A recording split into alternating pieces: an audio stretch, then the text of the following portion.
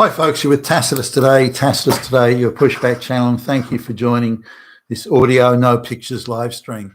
Please listen to this presentation as you would a radio broadcast as you're driving along in your car, your truck, or going along in public transport. In this essay, I'd like to talk about the issue of toxic masculinity.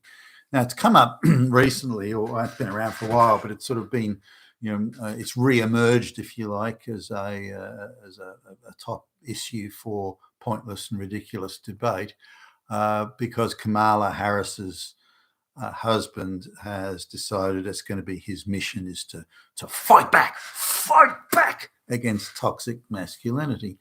So I don't know. I saw an interview where here's this Jewish soy boy whose only credentials to masculinity was he managed to impregnate his children's nanny years ago in an earlier marriage. So he's this Jewish soy boy being interviewed by a homosexual black guy. And they're discussing toxic masculinity. So let's have a look at this. Now, the definition of toxic masculinity is being expanded and expanded and expanded sort of every 5 minutes. So it's now to the point, if you're a straight white guy and you even look sideways on a Sunday, that's it, toxic masculinity, probably Hitler, definitely a fascist.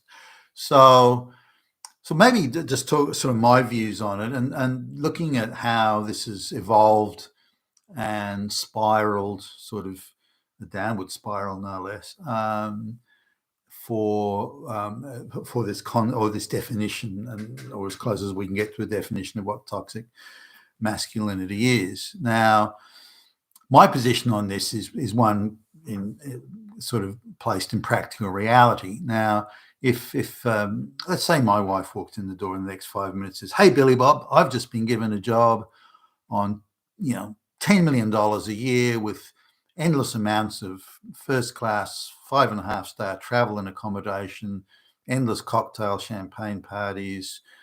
And I go, well, that's fine with me. I mean, I guess if it really came down to it, I'd kind of prefer if I was doing that job, but who cares? She's got that job, I'll benefit from it. So the practical reality of the situation is she's got the job, the money's coming in the door, we'll all benefit from it. Now, she may go to meetings and pretend to be more important than I am, but I've got all this money to engage in hobbies and things that I've always wanted to do. So freed from the requirements of having to bring the bread and bacon into the door, I can do other things. So I'm fine with that. Hey, no problem from me on that. Now, toxic masculinity is if you look, say, at the divorce court type, because that's where gender conflict is it's sort of its most raw. Toxic masculinity is if he makes more money than her. So if he makes more money, then he has more power, and he's a straight white male anyway. So that social power he has makes him guilty and in possession of toxic masculinity. Now, if he has toxic masculinity, then he must be fucking Hitler, a fucking Nazi, an oppressor, fascist Nazi. And that's pretty much how he's going to be treated in the divorce courts. Now, the more money he makes, and he's either got to be very well connected or extremely hardworking if he's going to make enough money, or very bright, or that sort of thing. But if he's making the big bucks so that she doesn't have to work, that she can stay home with the children and go to the tennis parties and meet her friends for coffee every day, and this sort of stuff, spend time with her mother, and on it goes. If he makes enough money where she can live that luxurious lifestyle free from worries about money and anything else, then she's not a beneficiary of that. She is a victim. She's a victim because she's not working, she's deemed as having no social power. And because she's like a stay-at-home mum, only that, because he's a hardworking guy bringing the money in the door, then again she becomes doubly a victim, which he is therefore doubly a practitioner of toxic masculinity in social power terms. And that's how it's seen in social power terms. So, so he's if he's a diligent, hardworking guy, careful with money, brings home the paycheck and busts his ass, and is a very diligent and conscientious provider for the family, then he's a really good guy because no, he's not. He has toxic masculinity because he has much more social power than her. Therefore, he is a fucking Nazi. It's as simple as that. In the social power ideology of and the fanatics that hang out, many of whom are angry, gender studies, lesbians, the nuclear family or the family is a vehicle of oppression and this sort of thing, and children are a source of oppression.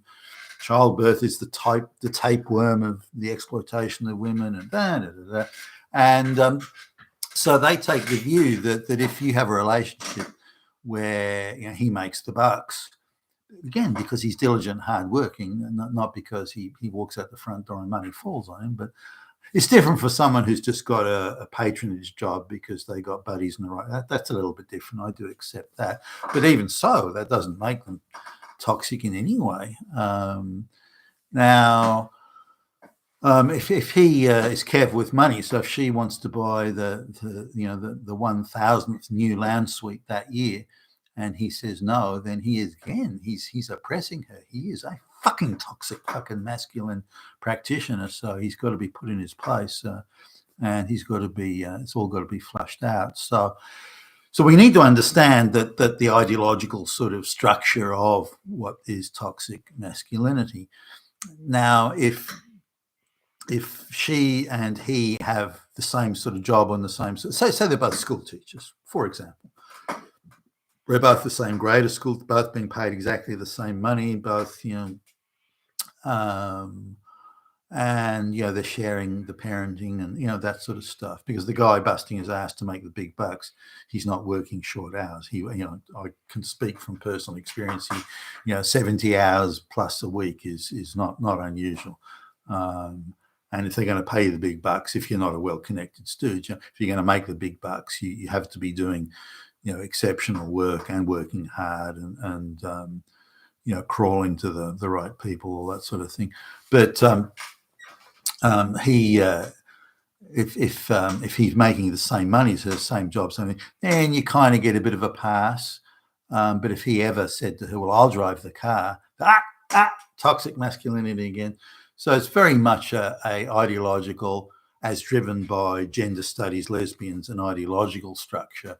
He has to prove he's not oppressing her, and the evidence needs to be absolutely overwhelming. Otherwise, he is oppressing her. And again, you see this reversal of burden of proof, and he's got guilt attached to him because he's a straight white male, so he's a fucking oppressor to begin with. So toxic masculinity, if it exists at all, is built around that. So the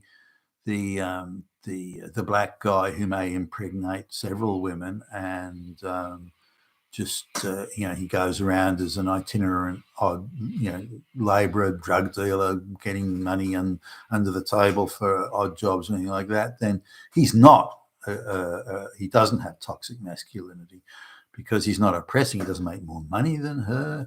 His life circumstances aren't better. He's not living in a nicer house, or he's not a well-paid job. He doesn't have any social power. So he's not toxically, man. He may go around beating women up. He may do all sorts of things but he's not really toxically masculine because he doesn't have social power.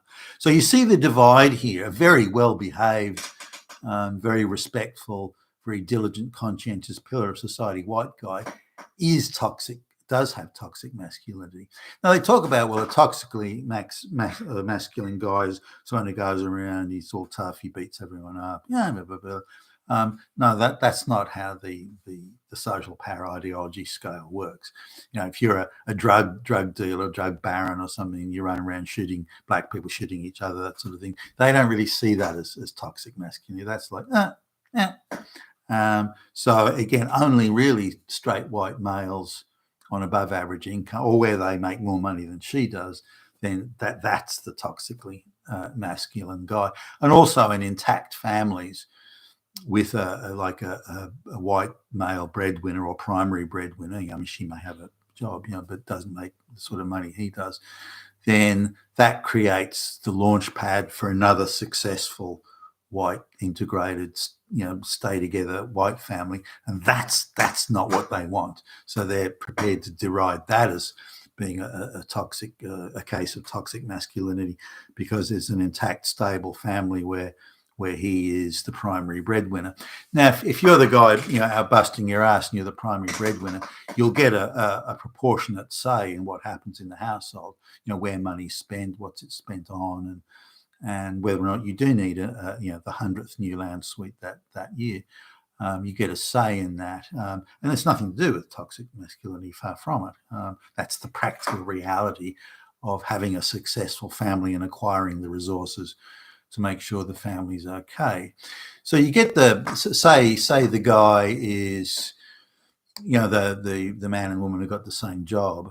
So again, saying that, the same grade of school teacher, but he goes out and blows all the money on, I don't know, the racetrack or gambling machines at Las Vegas or something like that. So he keeps the family in an overall state of penury because he's so wasteful with the money and careless and so on. But he's not toxically masculine. He now has given up social power, so is now a victim of some sorts. So his social power is diminished, thus he is no longer toxic, and so on. So that's the insanity of the wider thing. But